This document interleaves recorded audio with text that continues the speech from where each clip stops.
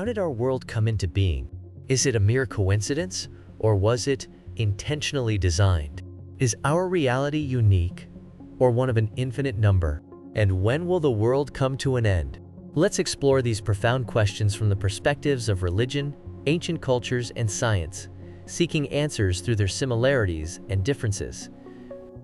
Surprisingly, there may be more similarities than one might expect. Description of the creation of the world can be found in the Srimad-Bhagavatam book, The Status Quo. In this text, many types or stages of creation are described. Compared to the 6 days of creation in the Bible, the Srimad-Bhagavatam describes 9 stages. This account is more detailed and complex, suggesting that the biblical narrative might be a more condensed version of a broader, fuller knowledge.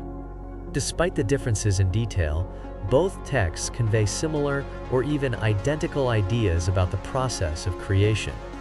Before delving into stages of creation, it's important to understand Brahmā and the origins of creation. Brahmā is a personalized living entity created by the Supreme God, known as the grandfather of planetary inhabitants, created the bodies of living entities from his own body and mind after the disappearance of the Supreme Personality of Godhead. In this context, Brahma's role as the creator of living entities parallels the biblical account where God says, presumably to the Holy Spirit, "Let us create humankind." In the Status Quo, chapter 10, we read, Brahmā thus engaged himself in penances for 100 celestial years, as advised by the personality of Godhead, and applied himself in devotional service to the Lord. Thereafter, Brahmā saw that both the lotus on which he was situated and the water on which the lotus was growing were trembling due to a strong, violent wind.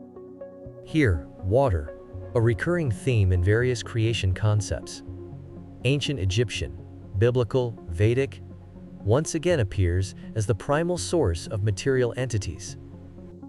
This is not the ocean of water as a source of physical life, but a repository of unmanifested everything. Wind is also a common element, though in the Bible it is equated with the Holy Spirit, while in Vedic texts, the Holy Spirit and wind are distinct concepts. The lotus and wind raise questions. What might they symbolize, given that elements and forms of life were created later according to the Vedas? Could this lotus be analogous to what we now call singularity, a point that is infinitely small and infinitely dense from which the universe appeared? Additionally, the following expansion of the lotus echoes the idea of the universe extension. Long penance and transcendental knowledge of self-realization had matured Brahmā in practical knowledge, and thus he drank the wind completely, along with the water. Thereafter, he saw that the lotus on which he was situated was spread throughout the universe, and he contemplated how to create all the planets, which were previously merged in that very same lotus. This imagery draws a strong parallel between the epochs of the universe following the Big Bang and the process of world creation as described in the Srimad-Bhagavatam. Thus engaged in the service of the Supreme Personality of Godhead, Lord Brahmā entered into the whorl of the lotus, and as it spread all over the universe, he divided it into 3 divisions of worlds and later into 14 divisions. In contrast, the Bible mentions only 3 levels of the material world, while Vedic texts expand on these levels with further complexity.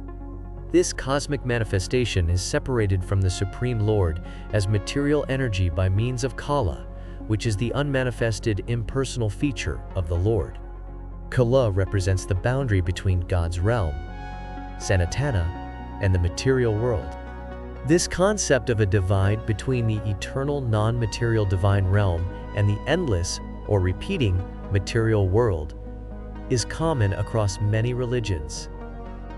This cosmic manifestation is, as it is now, it was the same in the past, and will continue in the same way in the future. This refers to the infinite cycles of creation and dissolution of the world we can read about in the Vedas. similarly to repeated revelation and dissolution of the world in ancient Egyptian concept. In the Bhagavad Gita, the three modes of material nature, or three gunas, are discussed: goodness, passion, and ignorance. Eternal time is the primeval source of the interactions of the three modes of material nature.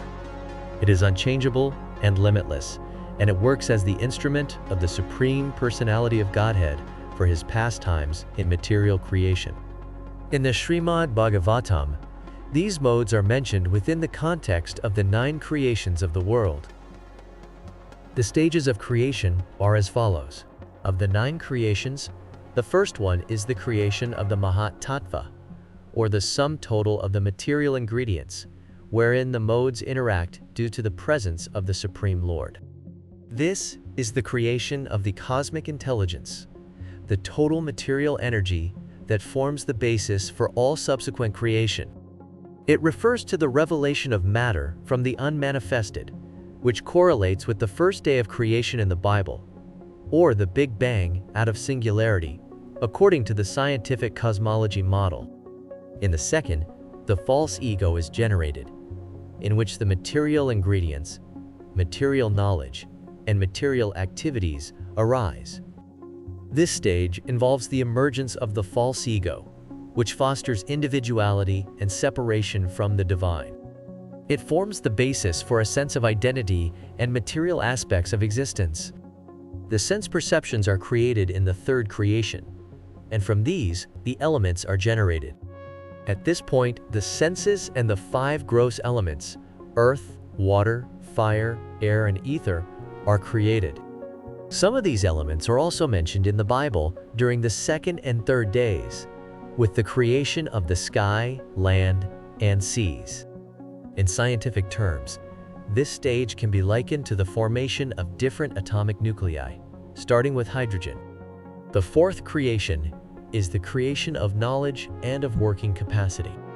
It refers to the establishment of the fundamental principles and laws that govern the universe, involving the creation of wisdom, understanding, and the faculties needed for beings to perceive and interact with the world.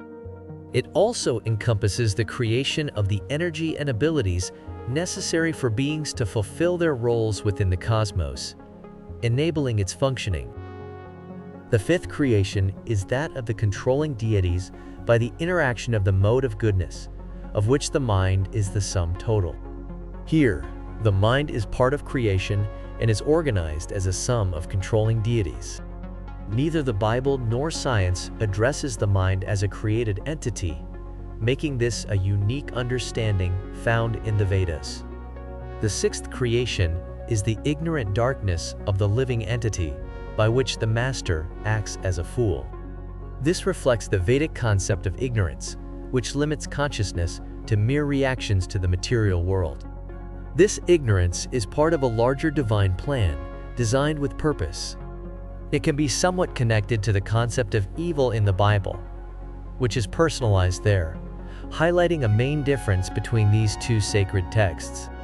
Science does not operate with such concepts, although psychology approximates similar ideas with the conscious, subconscious, and superconscious, where the false ego would be rather conscious.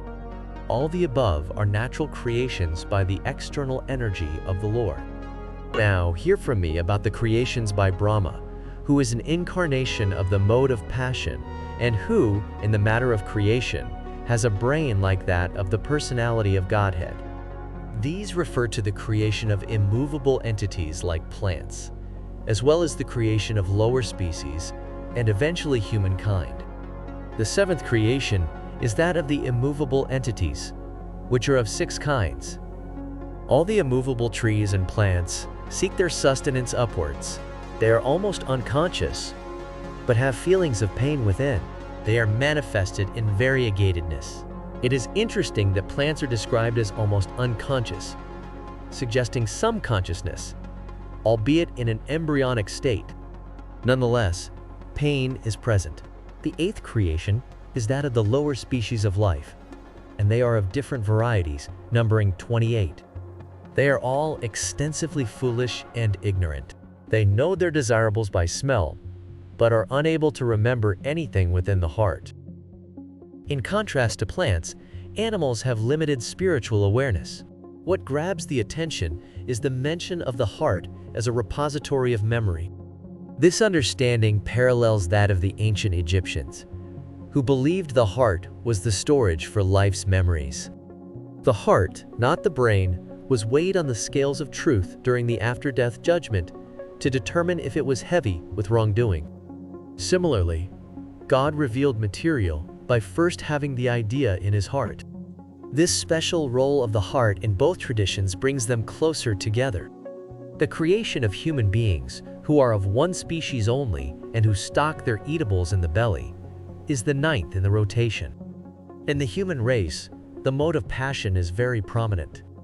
Humans are always busy in the midst of miserable life, but they think themselves happy in all respects. It is challenging to add more commentary here. Humans, the most evolved beings, possess the capacity for higher consciousness, free will, and spiritual growth.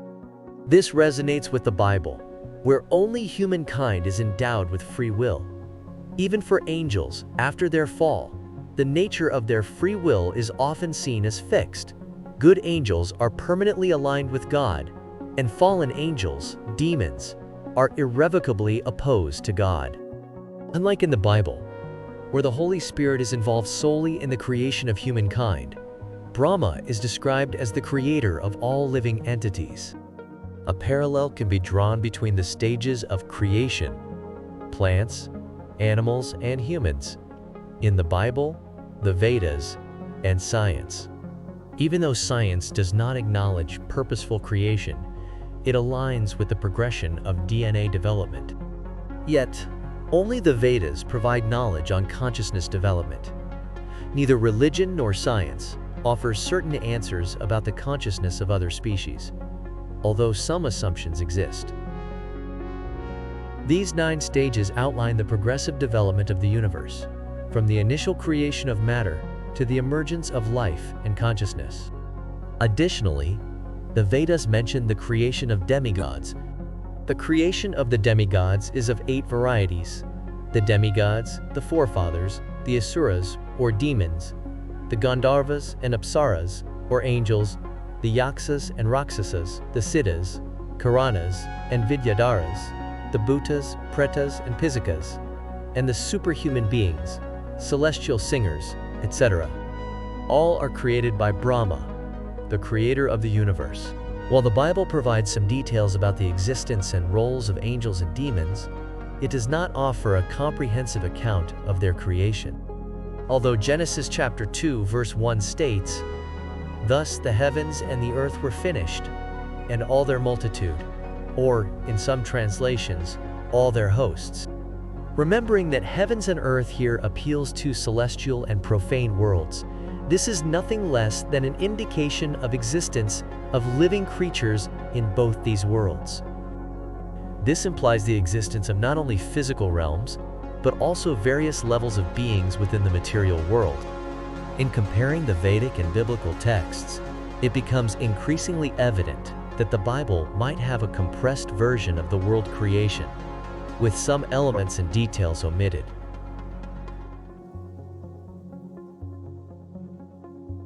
Ultimately, many sources seem to approximate similar ideas: an ocean of unrevealed matter, a singularity from which everything emerged, light as the first element, development of life on the earth, multiple levels of existence, a cyclical universe.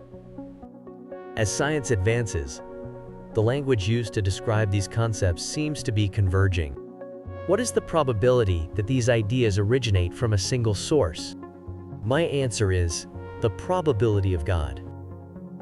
I hope you enjoyed this video and discovered some new and captivating ideas today. I am deeply grateful to everyone who supports me. If you haven't yet and would like to, please support me on Patreon using the link below or by using the Super Thanks button on YouTube. Thank you for every like and subscription. See you in my next video.